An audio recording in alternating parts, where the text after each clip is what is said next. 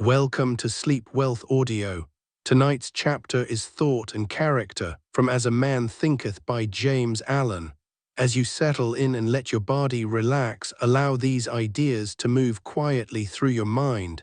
There is nothing you need to do right now, just listen and rest. Thought and Character. The aphorism, "As a man thinketh in his heart, so is he," not only embraces the whole of a man's being, but is so comprehensive as to reach out to every condition and circumstance of his life. A man is literally what he thinks, his character being the complete sum of all his thoughts. As the plant springs from, and could not be without, the seed, so every act of a man springs from the hidden seeds of thought, and could not have appeared without them. This applies equally to those acts called spontaneous and unpremeditated as to those which are deliberately executed. Act is the blossom of thought, and joy and suffering are its fruits.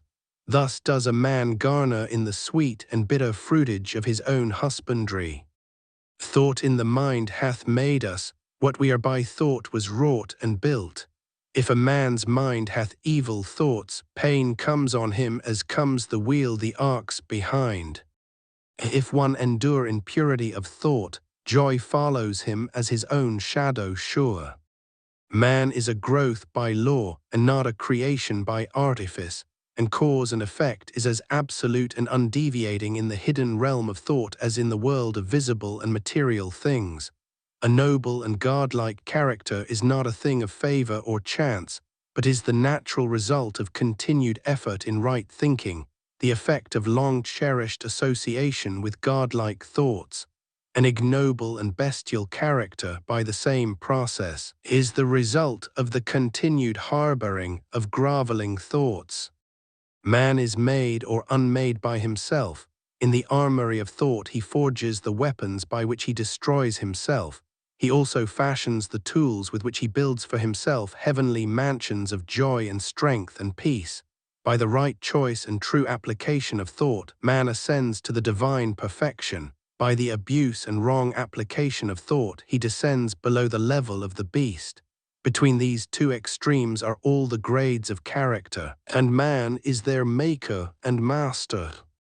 Of all the beautiful truths pertaining to the soul which have been restored and brought to light in this age, none is more gladdening or fruitful of divine promise and confidence than this, that man is the master of thought, the moulder of character, and the maker and shaper of condition, environment, and destiny. As a being of power, intelligence, and love, and the lord of his own thoughts, man holds the key to every situation, and contains within himself that transforming and regenerative agency by which he may make himself what he wills. Man is always the master, even in his weaker and most abandoned state, but in his weakness and degradation he is the foolish master who misgoverns his household. When he begins to reflect upon his condition, and to search diligently for the law upon which his being is established, he then becomes the wise master, directing his energies with intelligence and fashioning his thoughts to fruitful issues.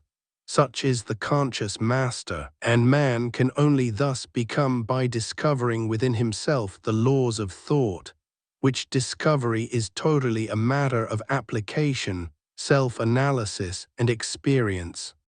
Only by much searching and mining are gold and diamonds obtained, and man can find every truth connected with his being if he will dig deep into the mine of his soul, and that he is the maker of his character, the moulder of his life, and the builder of his destiny, he may unerringly prove if he will watch, control, and alter his thoughts, tracing their effects upon himself, upon others, and upon his life and circumstances, linking cause and effect by patient practice and investigation, and utilizing his every experience, even to the most trivial everyday occurrence, as a means of obtaining that knowledge of himself which is understanding, wisdom, power.